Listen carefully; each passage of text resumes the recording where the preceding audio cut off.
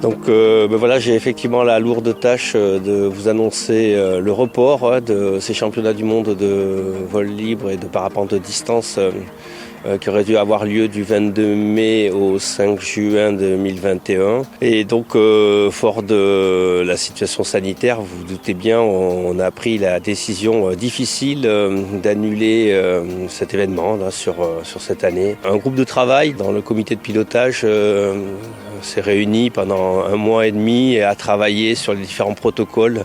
On a pris contact avec les services de l'État et donc voilà la situation, vous le voyez de toute manière dans l'actualité, que ce soit chez nos voisins italiens ou par ailleurs, est plus à se tendre qu'à se détendre. Donc nous avons préféré reporter cet événement puisque ça nous était proposé par le comité international de vol libre. Donc je veux profiter de cette occasion pour remercier un certain nombre de personnes. Donc déjà les 290 pilotes qui se sont préinscrits à cet événement dans lequel nous avons sélectionné 150 pilotes retenus par leur fédération respectives et les 52 nations qui auraient dû venir sur l'événement.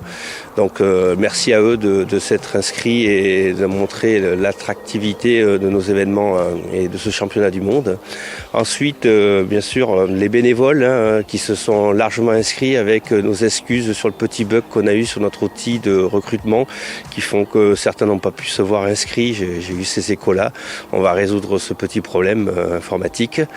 Donc ça aussi, merci à eux parce que sans bénévoles, vous vous doutez bien qu'un événement de cette ampleur, c'est pas possible. Il nous faut à peu près 100 personnes disponibles sur une semaine. Donc en tout, sur 2 semaines, il nous faut 200 personnes potentielles. Donc merci à William de cette action et ce travail qu'il a mené depuis les 3-4 événements que nous avons menés jusqu'à présent. Le comité de pilotage qui est composé de 10 stagiaires de service civique, 8 stagiaires niveau Bac+3, Bac+5 en management du sport ou en tourisme ou en événementiel, ainsi que les salariés de l'office de tourisme ou cadres techniques de la fédération, ainsi que des bénévoles passionnés. C'est comme ça qu'est composé ce comité de pilotage de cet événement. Et les partenaires institutionnels et les partenaires privés qui nous soutiennent sur ces événements. Et là, on peut aussi remercier et leur demander de la patience pour venir avec nous accompagner sur l'événement 2023.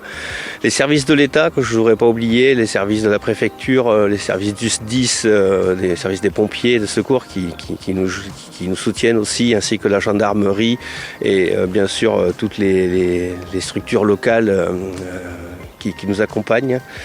Et puis pour finir, j'ai une pensée aussi importante pour tout ce qui est les hébergeurs, les prestataires qui travaillent dans l'événementiel, et je sais qu'en ce moment c'est très très difficile pour eux.